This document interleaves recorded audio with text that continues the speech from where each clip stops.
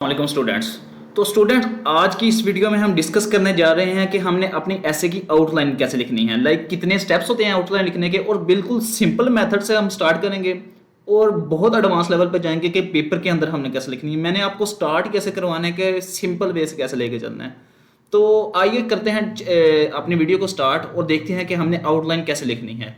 लेकिन आउटलाइन लिखने से पहले डिस्कस करते हैं कि हमने पास्ट वीडियो में क्या किया था। फॉर एग्जाम्पल, पास्ट वीडियो अगर हम ओपन करें तो हमने अपनी वीडियो अपलोड की थी कि ऐसे टाइप्स के ऊपर। अगर ऐसे टाइप्स की बात की जाए तो मैंने आपको 3 ऐसे की टाइप्स बताई थी जो कि CSS में एग्जिस्ट करती हैं। उनके अलावा बहुत से टीचर बताते होंगे, लेकिन वो जितनी भी कैटेगरी बताते हैं वो उन्हीं के अंडर आती हैं, उसके अलावा कोई टाइप नहीं है। अच्छा, उसके अलावा अगर आप कमेंट सेक्शन में आए तो मैंने आपको कमेंट में कहा था कि 2016 से लेके 2025 तक जितने ऐसे हैं ना, वो आपने राइट करके बताना है कि कितने जो है ना किस किस कैटेगरी के हैं, कौन सा ऐसे किसको बिलोंग करता है, कौन सा किसको करता है। तो आइए चलते हैं। हाजरा ईमान 1 2 3 4, अच्छा 5 6 6 स्टूडेंट, और कितने स्टूडेंट ने लिखी हैं बस। स्टूडेंट कितने कितने स्टूडेंट ने वीडियो वॉच की है? 629 ने। और कितने बच्चों ने लिखी है? 6 ने। 6 भी मैंने ज़्यादा लिख दी है। 5 बच्चों ने की है, एक को मैंने दोबारा रिकॉल कर दिया है। 5 बच्चों ने आपने की है, तो फिर आपका अगर आप वीडियो देखी जानी है, मैंने वीडियो बनाए जाना है, तो आपका देखने का क्या फ़ायदा? आप तो भूल जाएंगे। रहने दे, छोड़े CSS को। ये मजाक हो रहा है कि बस हमने वीडियो वॉच करके हमें पता चल गया क्या चीज़ें डिस्कस हो जा रही हैं। बहुत सारे आपकी अकेडमीज़ और बहुत सारे आपके मेंटोर्स ऐसे ही पढ़ाते होंगे, आपको पढ़ा के चले जाते होंगे। आप करें या ना करें, दे डोंट केयर। लेकिन अगर आपने इस चैनल पे आना है, इधर आके आपने पढ़ना है, तो फिर आपको प्रैक्टिकल थोड़ा सा करना पड़ेगा। अगर आपको वीडियो पसंद नहीं है या मेरा पढ़ाने का तरीका पसंद नहीं है, अभी ये बात करने का तरीका नहीं पसंद आ रहा, तो बराए मेहरबानी चैनल अनसब्सक्राइब करें। अनसब्सक्राइब करके रिपोर्ट करके चले जाएं, क्योंकि मुझे ऐसे स्टूडेंट ही नहीं चाहिए जो कि ऐसे के अंदर जाकर फेल हो रहे हो। फेल स्टूडेंट पता क्यों होते हैं? हमारा रिजल्ट हर साल अगर आप देखें तो 17,000 18,000 20,000 बच्चे अपीयर होते हैं, पास होते हैं 500 बच्चे। इसी वजह से होते हैं, आपका सामने प्रूफ है। 629 ने वीडियो देखी है और काम किन्होंने किया है? 5 ने। यही आपका मामला CSS के अंदर चलता है। अपीयर बहुत सारे होते हैं, जिन्होंने काम किया होता है वो पास कर जाते हैं, जिन्होंने काम नहीं किया होता वो पोजीशन नहीं ले पाते। और बाद में हम कह देते हैं कि ये चेकर का कसूर है और चेकर को चेक करना नहीं आया, या वट एवर, जो भी हमारी किस्मत ऐसी है, ये वो। अब आपके सामने रिजल्ट है। अगर CSS में भी उठा के देखें, ऐसे ये कुछ बच्चे करते ही नहीं है तैयारी। किधर आपने लिखी हुई है? कौन सी आपने कोई लिखी है? आपने कमेंट के अंदर गौर किया है? स्टूडेंट, अगर आपने नेक्स्ट हर जितनी भी वीडियोस आएंगी, हर वीडियो के अंदर मैं आपको असाइनमेंट दूंगा और उस असाइनमेंट को आपने कंप्लीट करना है। वो मैं व्हाट्सअप के ग्रुप के अंदर भी शेयर करूंगा। फॉर एग्जांपल, व्हाट्सअप के ग्रुप के अंदर मैंने वीडियो सेंड की है।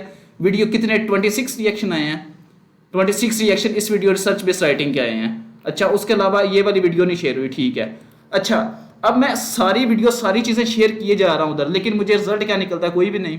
अगर आपने ये काम करने हैं स्टूडेंट, आई डोंट नीड। मैं फिर ये काम करता हूँ कि जो स्टूडेंट सीरियस हैं, ये 5 हैं, इनका अलहदा सेशन रखता हूँ, अलहदा सेशन रख के इनको पढ़ाता हूँ, और मेरी 100/100 मेरा रिजल्ट निकलेगा। यानी कि मैंने 5 बच्चों को पढ़ाया, मेरे 5 सक्सेसफुल हो गए हैं। मेरा इस चैनल का मकसद है कि मेरे जितने स्टूडेंट मेरे से पढ़ेंगे वो सारे कामयाब होंगे। अगर सारे नहीं तो 90% तो होंगे। कुछ बच्चे कहते हैं कि हमारी 2027 की अटैम्प्ट है। अगर ये सोच अगर रख के रखना है ना, तो CSS छोड़ दो, क्योंकि अगर आपने टाइम वाला काम टाइम पे नहीं करना तो फायदा आपका काम करने का। मैं बड़ा डिसअपॉइंट हुआ हूँ। अगर ये वाला सीन चलता रहा ना जिस तरह आप कर रहे हैं, तो स्टूडेंट कोई वीडियो अब नेक्स्ट नहीं आएगी। मैं एक्सपेक्ट कर रहा हूँ कि जितने स्टूडेंट हैं आप आएँ और आके इस वीडियो के मुझे रिजल्ट चाहिए। मैंने आपको जो असाइनमेंट दी है वो असाइनमेंट मुझे नेक्स्ट जो भी वीडियो आएंगी उनकी असाइनमेंट होगी, और आपने असाइनमेंट कंप्लीट करनी है। कंप्लीट करके आके चेक करें इन बच्चों ने जो जो कमेंट किए हैं, कौन सा एक्सपोजिटरी है, कौन सा आर्गुमेंटेटिव है। आप उनके अगेंस्ट डिबेट करें, उनको कमेंट करें किस बच्चे ने कमेंट रिप्लाई किया किसी ने कि ये आपने गलत लिखा हुआ है, ये इस कैटेगरी का नहीं है, ये इस कैटेगरी का है। इधर से आपका माइंड स्टूडेंट बिल्ड होना शुरू होगा, आपको डिफरेंट आइडियाज मिलना स्टार्ट होंगे। अभी आपका एक माइंड चल रहा है, लेकिन अगर आप डिफरेंट कमेंट्स के अंदर आएंगे, आपको 50 बच्चों का माइंड मिलेगा, यानी कि 50 आइडिया आपके माइंड के अंदर आ जाएंगे। कैसे आप कह रहे हैं कि हमारे से डाटा कलेक्ट नहीं होगा? इधर आके डाटा कलेक्ट होगा जब आप एक दूसरे के साथ डिबेट करेंगे। नहीं, ये आपका डाटा होगा, ये ऐसे है, ये ऐसे है, लेकिन आप तो बैठे हुए हैं, कोई टेंशन ही नहीं है हमें किसी बात की।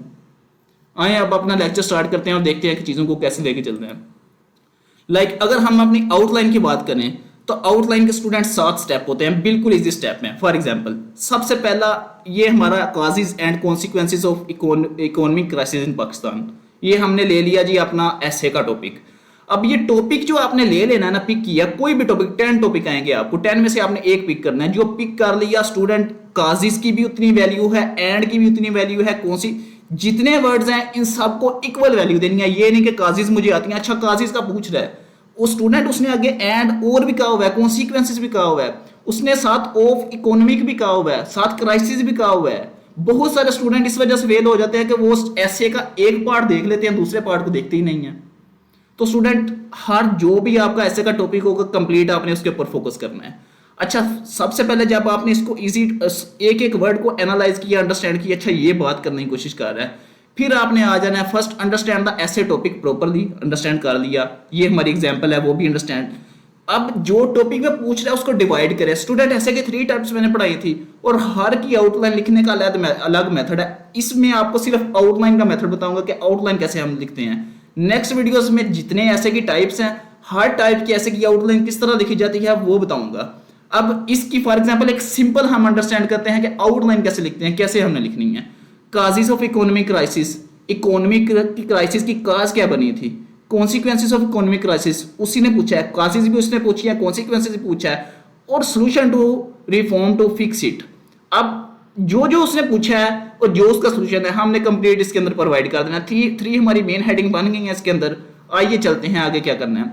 आगे हमने करनी है ब्रेनस्टॉर्मिंग। ये तो हमें हेडिंग मिल गई ना 3 ऐसे की। अब इनके सब हेडिंग सर हमें कैसे पता चलेंगी बताता हूं अभी। ब्रेनस्टॉर्मिंग क्या है? ब्रेनस्टॉर्मिंग ये है कि अपना माइंड इस वक्त अपना बंद करें और आपके माइंड के अंदर ऐसे फॉर एग्जांपल जो है ना इकोनॉमी के रिलेटेड जो भी माइंड के अंदर आ रहा है ना वो लिखते जाएं। अपना एक बैंक बना लें। तो हमारे पास जो फॉर एग्जांपल इकोनॉमी की बात की जाए ना, इकोनॉमी की जितनी चीजें हैं वो आपने राइट करना स्टार्ट कर देनी है। आइए देखते हैं कैसे राइट करनी है आपने। फॉर एग्जांपल मैं आपको काजेस ऑफ इकोनॉमिक क्राइसिस ये टॉपिक दे रहा हूं ना, आप काजेस क्या इकोनॉमी के क्राइसिस की क्या आपके माइंड के अंदर आ रही हैं? फॉर एग्जांपल पॉलिटिकल इंस्टेबिलिटी है, करप्शन है, पुअर टैक्स सिस्टम है, एनर्जी क्राइसिस है, या जो भी एजुकेशन की वजह इसकी वजह है, या इसकी वजह जो है इकोनॉमी के जो क्राइसिस आ रहे हैं इसकी वजह क्या है? इसकी वजह हमारे स्टूडेंट बहुत सारे फ्री हैं, और इसकी क्या वजह बन सकती है? और हमारी जो इकोनॉमी की कंट्रीब्यूट क्या क्या करती है? हमारी ज़राअत उसके अंदर कंट्रीब्यूट करती है, हमारी इंडस्ट्री उसके अंदर कंट्रीब्यूट करती है, और हमारी सर्विसेज उसके अंदर कंट्रीब्यूट करती हैं। अब इकोनॉमी आपने पूरे सीएसएस की प्रिपरेशन के बाद में ना बहुत दफ़ा पढ़ा होगा, आपको बहुत ज़्यादा चीज़ों का पता होगा कौन कौन सी चीज़ें हैं।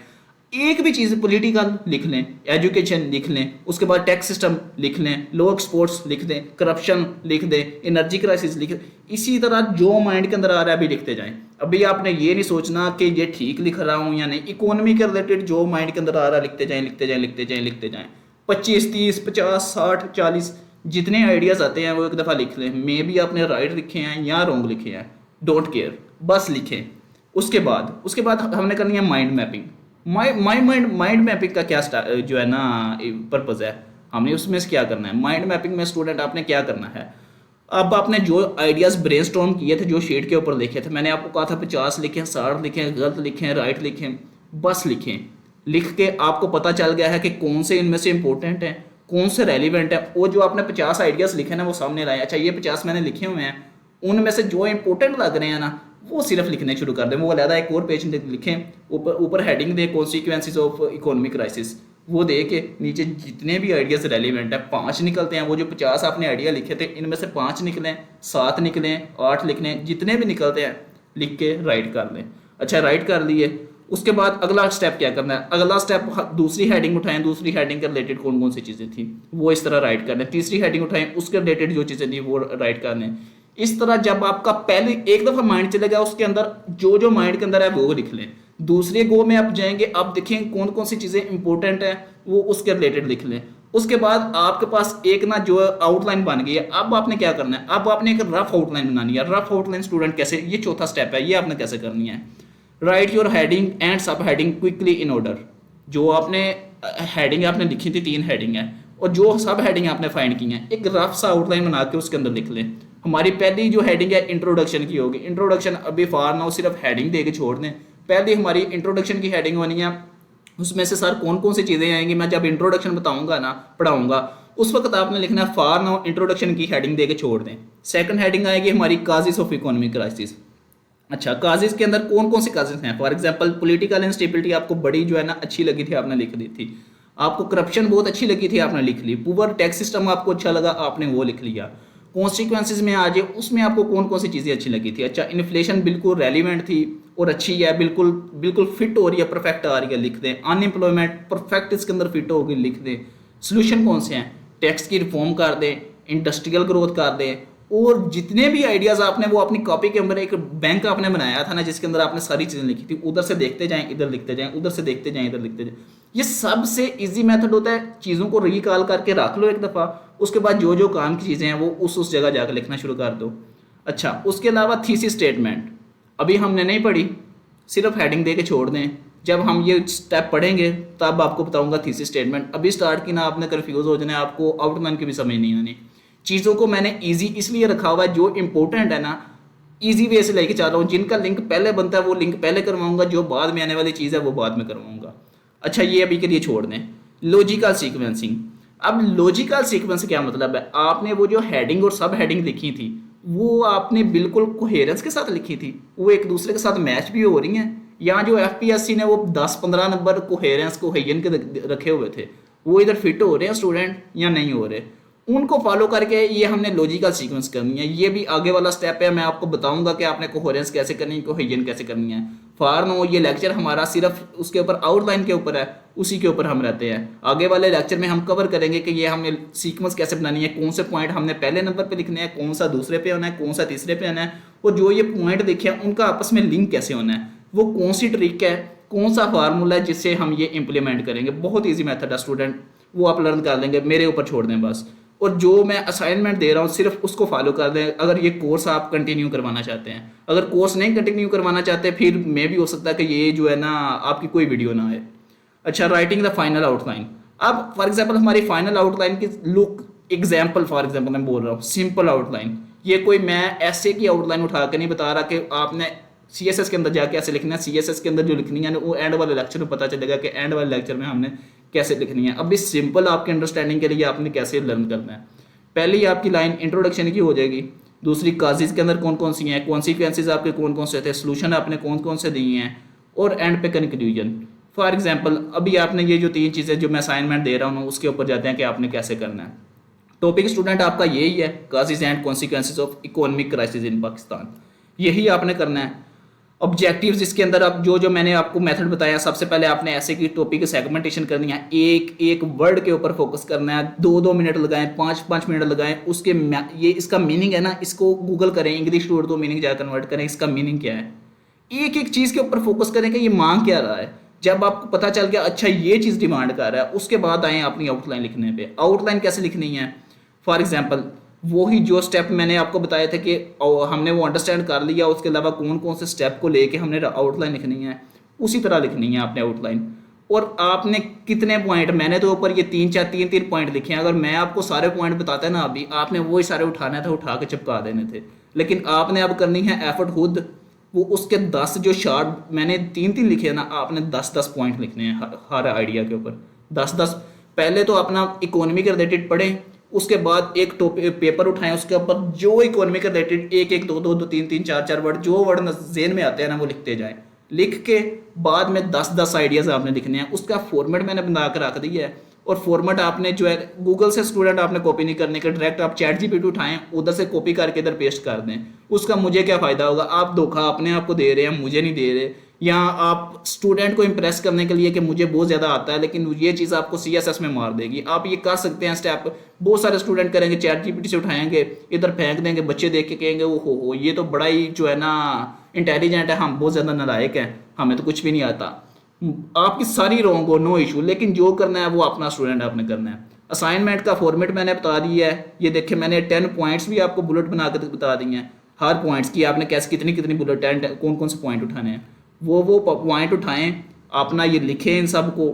उसके बाद टोटल मार्क्स इसके 20 होंगे, अपना नेम लिखें और क्लास, फॉर एग्जांपल मेरा एक क्लास कौन सी है, CSS विद्या से, वो एंड पे लिख दें। अच्छा, ये 10-10 पॉइंट स्टूडेंट जो स्ट्रक्चर मैंने आपको पढ़ाया है अभी, ये आउटलाइन का जो स्ट्रक्चर है उसके अकॉर्डिंग मुझे ये हर के अगेंस्ट 10-10 पॉइंट्स चाहिए। ये 10-10 पॉइंट्स गैदर करें और ये जो वीडियो है इसमें इस तरह कमेंट करें और कमेंट करके फिर दूसरों को देखने शुरू करें कि दूसरों ने क्या किए हैं, और उनके ऊपर कमेंट करें कि आपका ये पॉइंट गलत है, ये ऐसे नहीं ऐसे है, ये पॉइंट गलत है। वो आपको रिप्लाई करेगा। इससे क्या होगा, आपको डिफरेंट बंदों का माइंडसेट पता चलेगा। अच्छा, इसका अंडरस्टैंडिंग ये है, मेरी अंडरस्टैंडिंग ये है, अच्छा मे भी ये गलत है, मैं रॉन्ग है। मैं एनालाइज करता रहूँगा। जहाँ मैं समझूंगा कि इधर मुझे कमेंट करने की ज़रूरत है, मुझे बताने की ज़रूरत है, वहाँ मैं आपको बता दूंगा। लेकिन ये आपकी अपनी इंडिविजुअल एफर्ट है, वो आपने खुद पुट करनी है। और मैं उम्मीद करता हूँ कि आप ये जो असाइनमेंट मैं दे रहा हूँ ये कंप्लीट करेंगे, और इसी तरह हमारी जितनी वीडियोस अपकमिंग आएंगी ना, उन सब की असाइनमेंट होंगी। और जैसे जैसे आप असाइनमेंट करते जाएंगे मुझे भी मोटिवेशन होगी, वाकई स्टूडेंट काम कर रहे हैं, मैं आपको एक की जगह 3 असाइनमेंट दूंगा, 4 असाइनमेंट दूंगा। इसी तरह ऑनगोइंग फ्लो के साथ आपकी प्रैक्टिस भी होती जाएगी, प्रिपरेशन भी होगी, और एंड पे हम एक कंप्लीट वर्कशॉप भी रख लेंगे जिसमें मैं लाइव आ जाऊंगा इधर यूट्यूब के ऊपर, और लाइव आपको एक कोई भी मेथड मैं ओपन करूंगा जिसमें आप सारे बच्चे वो उस डॉक्यूमेंट को एक्सेस करेंगे और राइटिंग करना स्टार्ट कर देंगे। और ये मैंने आपसे करवाना है। अगर आपको ये मेथड नहीं पसंद आ रहा, ये एरोगेंट लग रहा है, यानी कि क्या बोल रहे हैं सर, ये बिल्कुल इररेलेवेंट चीज़ें या इतना रूड बिहेवियर कर रहे हैं, तो स्टूडेंट मेरा बिहेवियर ऐसा ही रहेगा, क्योंकि मैंने आपको फेल नहीं करवाना। आप मेरी वीडियोस देख रहे हैं और उससे आपको फ़ायदा ही नहीं हो रहा, तो क्यों वॉच कर रहे हैं 10-10, 15-15, 20-20 मिनट की वीडियो फॉर जस्ट इंस्पिरेशन? उसके बाद ख़त्म सब कुछ। आपने करना है, करके दिखाना है और कामयाब होना है। उम्मीद करता हूँ कि आपको आई होगी वीडियो पसंद, और जो जो चीज़ें मैंने बताई हैं उसके ऊपर आप अमल करेंगे। Thank you so much. Allah हाफिज़।